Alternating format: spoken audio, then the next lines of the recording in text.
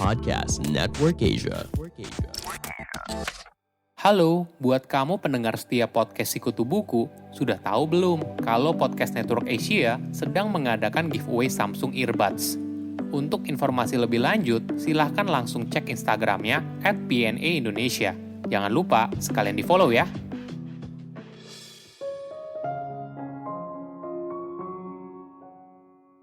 Seseorang yang hebat fokus mengembangkan keahlian mereka melalui perbaikan atas kesalahan terus-menerus.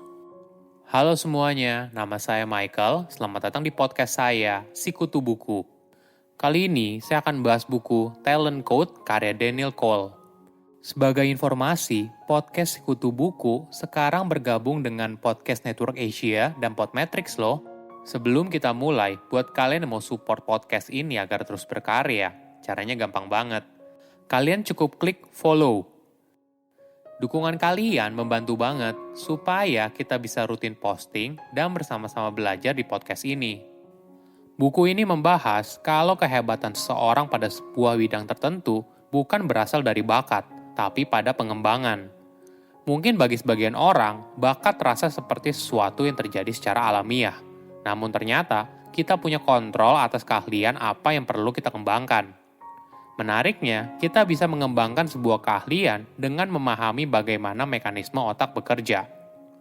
Selama 18 bulan, Daniel mengunjungi 9 tempat berbeda yang menciptakan manusia berbakat. Ketika dia menginvestigasi lebih lanjut, kehebatan manusia tersebut bukan berasal dari bakatnya saja, tapi ada 3 elemen penting yang mampu mengembangkan keahlian seseorang dalam bidang apapun, entah itu olahraga, memasak, dan sebagainya. Saya merangkumnya menjadi 3 hal penting dari buku ini. Pertama, mengupas kehebatan otak. Otak manusia memang masih menjadi misteri.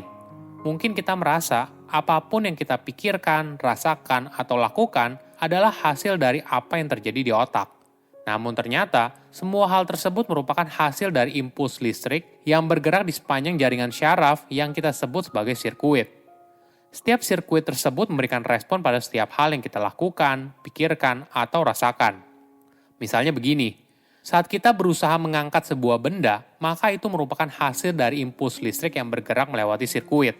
Jadi, jika otot kita tidak menerima sinyal dari sirkuit otak yang sesuai, maka otot tersebut tidak akan bergerak.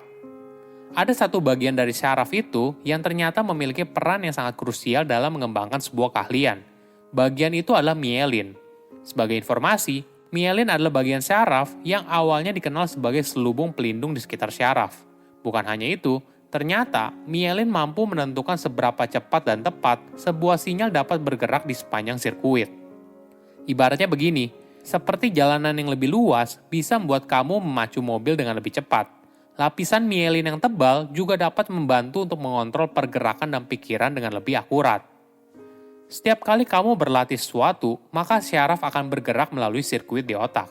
Bahkan untuk melakukan tindakan paling sederhana, ada ribuan syaraf yang harus bergerak dengan sempurna. Ketika syaraf bergerak, maka lapisan mielin akan membesar. Dampaknya, impuls yang dihasilkan menjadi lebih cepat dan tepat. Perlu dipahami, bukan hanya sekedar berlatih hal baru, tapi yang lebih penting adalah membuat kesalahan dan kemudian memperbaikinya. Contohnya begini, kamu berlatih alat musik.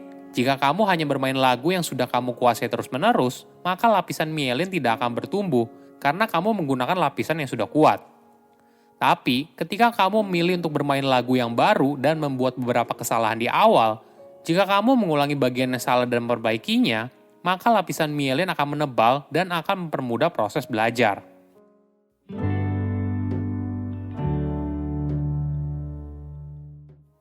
Kedua, latihan deep practice. Ketika kita melihat seorang yang berbakat, misalnya seperti seniman Michelangelo, apakah kita berpikir kalau keahliannya karena faktor genetik, misalnya karena dia dilahirkan sebagai orang yang jenius, atau karena lingkungan di mana dia dibesarkan? Ini kesimpulan yang biasanya diambil seorang berbakat karena kombinasi antara faktor genetik dan lingkungan yang kondusif. Namun ada pendapat yang berbeda. Bagaimana bila seseorang yang berbakat justru karena mereka melatih lapisan mielin melalui deep practice? Ada contoh yang menarik, yaitu sejumlah seniman besar yang tinggal dan bekerja di Renaissance Florence pada abad ke-15. Jika kita berpendapat hal ini disebabkan karena faktor genetik, tentu saja agak sulit diterima karena begitu banyak orang berbakat di satu lokasi dalam periode 2 generasi. Kedua, misalnya kita pikir hal ini disebabkan karena lingkungan yang kondusif. Ini juga sulit diterima karena di abad tersebut mereka tidak hidup dalam era yang penuh kebebasan, damai, dan kesejahteraan. Mungkin fenomena ini bisa dijelaskan dengan lapisan mielin dan fungsinya dalam meningkatkan kemampuan seseorang melalui dipraktis.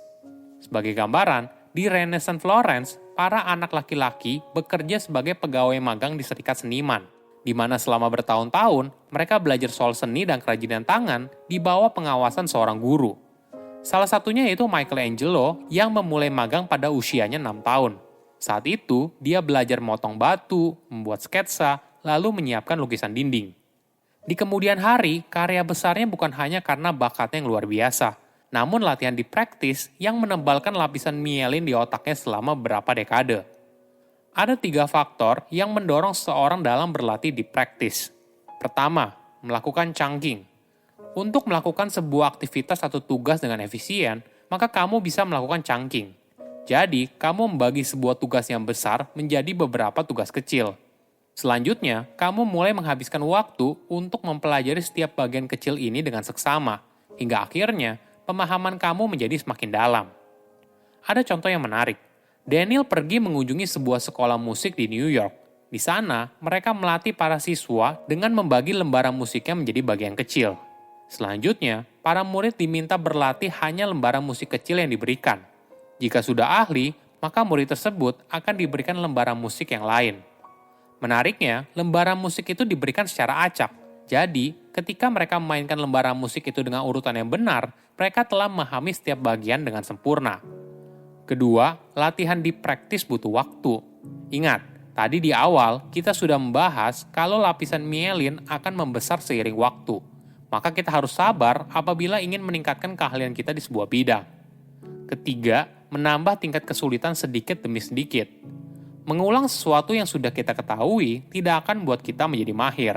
Oleh karena itu, kita harus menambah tingkat kesulitan setiap kali kita berlatih. Contohnya begini, bayi yang bisa berjalan dengan cepat ditentukan dari seberapa sering bayi tersebut berlatih untuk berjalan, gagal, dan coba lagi hingga berhasil.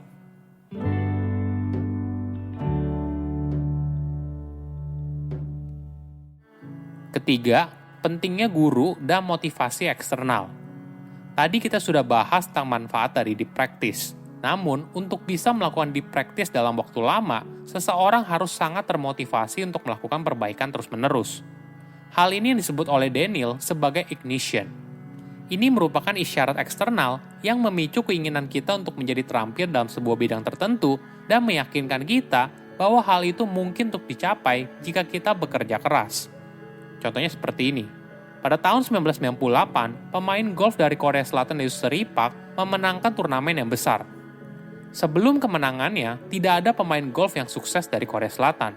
Namun sejak kemenangan Seri Park, jumlah pemain golf Korea Selatan yang memenangkan kejuaraan dari sebuah turnamen meningkat secara drastis.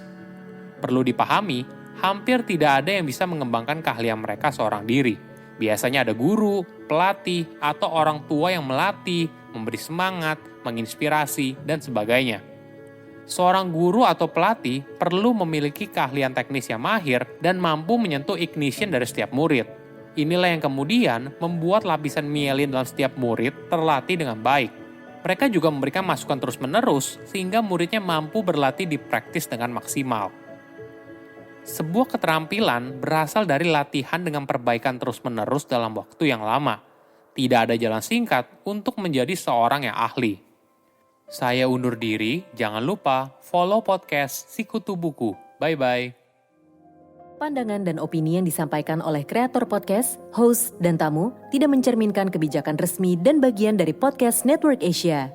Setiap konten yang disampaikan mereka di dalam podcast adalah opini mereka sendiri dan tidak bermaksud untuk merugikan agama, grup etnik, perkumpulan, organisasi, perusahaan, perorangan, atau siapapun dan apapun.